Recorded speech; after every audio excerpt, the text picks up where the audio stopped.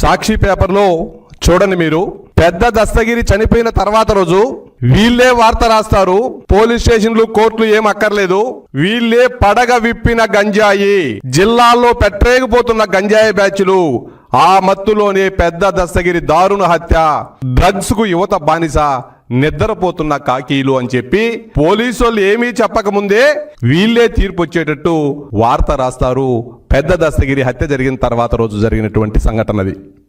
పెద్ద దస్తగిరి హత్యలో A13గా ఉన్న నిత్యానంద రెడ్డి హత్యలో ఆయన ప్రమేయం ఉంది.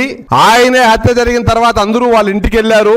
ఆయనే వాళ్ళకు డబ్బులు, ఆయనే వాళ్ళకు వాహనాలు సమకూర్చి పరారయ్యే విధంగా చేశాడు అని చెప్పి వార్తలు బయట వస్తా ఉంటే, చనిపోయిన తర్వాత రోజు మార్చురికి వెళ్ళి ఆయనే శవాన్ని చూస్తాడు. మళ్ళీ ఆయన ఆ పార్టీ నాయకులతో ఉండేది, అన్ని ఫొటోస్ కూడా చూస్తున్నారు. హత్యలో ఆయన పాత్రే ఉంటే మళ్ళీ ఆయనే వెళ్ళి చూసేటువంటి విజువల్స్ కూడా మీకు చూపిస్తాను.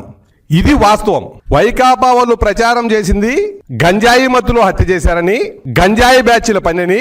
ఇది ఒక సాధారణంగా గంజాయి మత్తులో జరిగిన గొడవలో హత్య జరిగిందని వాళ్ళు చెప్తే, దాని బ్యాక్గ్రౌండ్ ఏంటో కూడా మీకు చెప్పే ప్రయత్నం చేస్తా. ఇప్పుడు ప్రభుత్వ డాక్యుమెంట్ మీకు చూపిస్తున్నా.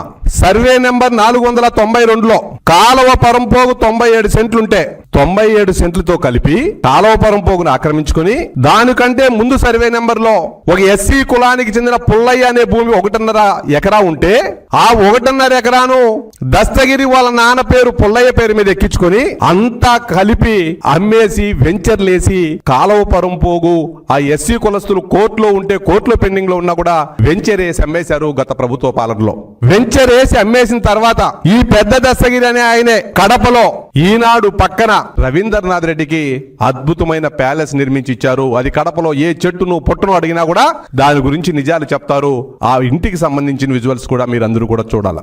ఈ ఇల్లు సర్వే నెంబర్ 492లో ఉండే కాలువపురం పోగు, ఆ పక్కన ఎస్సీలతో ఉండే వివాదంలో ఉండే భూమి, అన్ని డాక్యుమెంట్లు మార్చి వెంచర్లు వేసి అమ్మేస్తే, దాంతో వచ్చిన డబ్బులు బహుమానంగా ఇల్లులు కట్టించిస్తే, పెద్ద దస్తగిరి అనే ఆయన మా పార్టీలో పదవులు లేకపోవచ్చు, ఒక కార్యకర్త, మామూలు కార్యకర్తను చూసినట్టు ప్రెస్ మీట్ లో రవీంద్రనాథ్ రెడ్డి గారు మాట్లాడుతున్నారు.